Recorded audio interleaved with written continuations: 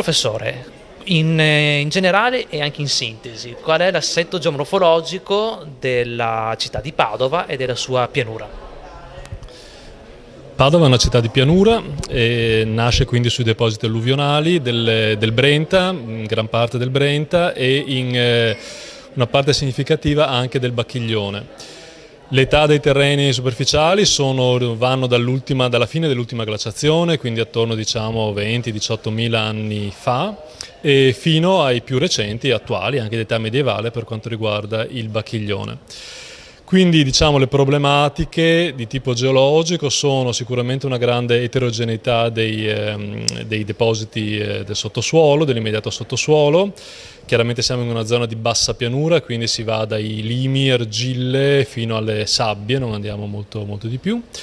Ci sono nei primi 20 metri sono caratterizzati dalla presenza di valli incise di età postglaciale riempite da sabbie, quindi una peculiarità che dà una grande variabilità laterale dei depositi, delle granulometrie dei depositi che troviamo. Le problematiche sono quindi ovviamente quelle che possono essere relative alle normali considerazioni tipo geotecnico per la stabilità degli edifici e soprattutto legate agli aspetti anche delle acque sotterranee, quindi anche le opere nel sottosuolo devono tenere in conto il fatto che la falda freatica è diciamo 1,5 metri di profondità, già andiamo sotto falda.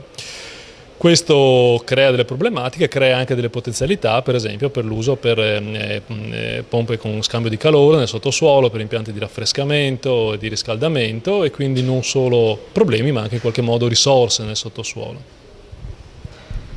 Infine, da dove nasce l'idea di fare una giornata e un convegno come questo? Questa giornata nasce all'interno di una serie di convegni sulla geologia urbana di diverse città organizzate dalla SIGEA, Società Italiana di Geologia Ambientale. C'è stato Venezia, è stato il primo, poi Roma, Torino, Aosta, eccetera, molti altri, e abbiamo deciso di farla a Padova e l'abbiamo coorganizzata col Dipartimento di Geoscienze e con l'Ordine Geologi del Veneto.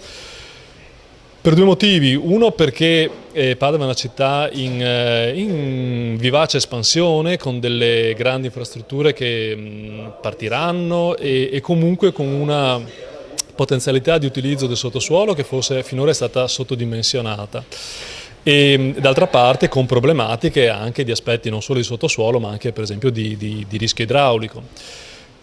D'altra parte noi abbiamo che questa giornata ci sembrava interessante proporla anche perché a Padova abbiamo delle conoscenze che tutto sommato, sia da un punto di vista diciamo, della ricerca scientifica, sono andate avanti, forse sono state ancora poco utilizzate per quanto riguarda le azioni di pianificazione. Quindi proprio la giornata di oggi non è stata pensata solo come dire, dai geologi per i geologi, ma in realtà portando assieme diverse professionalità, dai ingegneri idraulici agli aspetti appunto più propriamente geologici, ma anche agli aspetti archeologici. Per esempio Padova ha un sottosuolo archeologico che è importante anche dal punto di vista proprio volumetrico. Nel centro di Padova abbiamo alcuni metri di depositi archeologici che hanno delle caratteristiche, se vogliamo, geotecniche e idrogeologiche diverse rispetto ai sedimenti naturali che invece costituiscono il resto della pianura. Quindi la volontà era quella di di mettere in luce alcune tematiche importanti. La geologia urbana è importante perché sappiamo che nelle città, non solo a Padova, è un fenomeno mondiale, abbiamo la massima concentrazione di popolazione e quindi in qualche modo fare in modo che la geologia serva sempre più per la società.